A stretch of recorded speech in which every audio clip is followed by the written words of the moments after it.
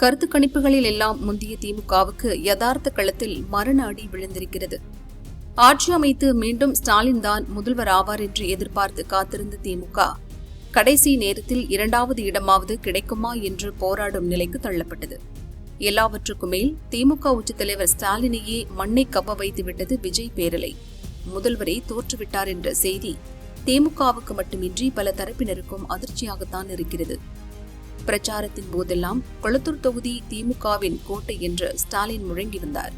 ஆனால் அந்த கோட்டையிலேயே ஓட்டை போட்டுவிட்டது தாவேக. ஸ்டாலினை அவரது தொகுதியிலேயே வைத்து தோற்கடித்த அந்த தாவேக வேட்பாளர் யார் என்பதுதான் தமிழக மக்கள் பலரும் இப்போது பரபரப்பாக தேடும் விஷயம். அவர்தான் VS பாபு. அவர் வேறு யாருமல்ல, அடிப்படையில் திமுகவில் இருந்தவர்.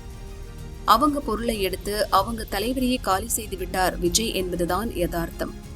அப்படி யார் அந்த VS பாபு என்பதை பார்க்கலாம். ஒரு காலத்தில் திமுகவில் இருந்தவர் VS பாபு. அதுவும் சாதாரண தொண்டனாக அல்ல, வடசென்னை மாவட்ட செயலாளர் என்ற பலம் பொருந்திய பதவியில் இருந்தவர். 2006இல் புரசைவாக்கம் தொகுதியில் திமுக சார்பில் போட்டியிட்டு வென்றவர் VS பாபு. அடுத்த தேர்தலுக்கு தொகுதி மறுசீரமைப்பு செய்யப்பட்டது. அதன்படி 2011இல் கொளத்தூர் என்ற தொகுதி புதிதாக உருவாக்கப்பட்டது. அங்கு வந்த முதல் தேர்தலிலேயே ஸ்டாலின் களமிறங்கினார். ஸ்டாலின் வெற்றிக்காக VS பாபு தீவிரமாக தேர்தல் வேலை பார்த்தார். அந்த தேர்தலில் ஸ்டாலின் வெற்றி பெற்றார். ஆனால் அதிமுக வேட்பாளர் சைதே துரைசாமியை விட வெறும் 2000 ஓட்டு மட்டுமே கூடுதலாக வாங்கியிருந்தார். VS பாபு மீது திமுக தலைமைக்கு அதிருப்தியை ஏற்படுத்தியது. இதனால் அவரை திமுக கட்டம் கட்டியது. அந்த நேரத்தில் அதிமுகவிலிருந்து திமுகவுக்கு தாவிய சேகர் பாபுவுக்கு முக்கியத்துவம் தரப்பட்டது.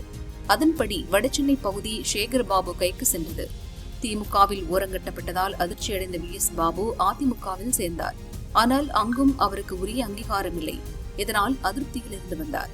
மீண்டும் சென்னையில் தனது பலத்தை காட்ட விரும்பிய VS பாபு சில மாதங்களுக்கு முன்பு விஜய் கட்சியில் சேர்ந்தார்.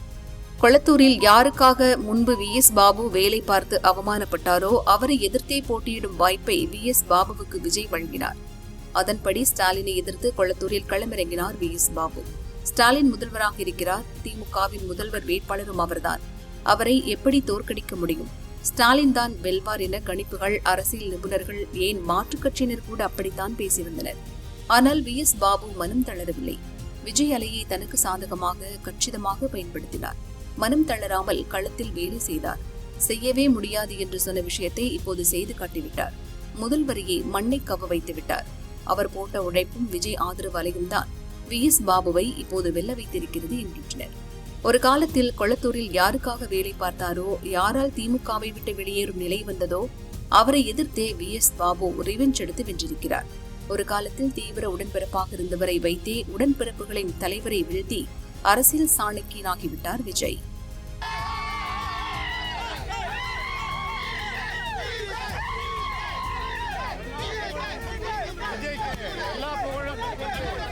எல்லா புகழும் விஜய்க்கு.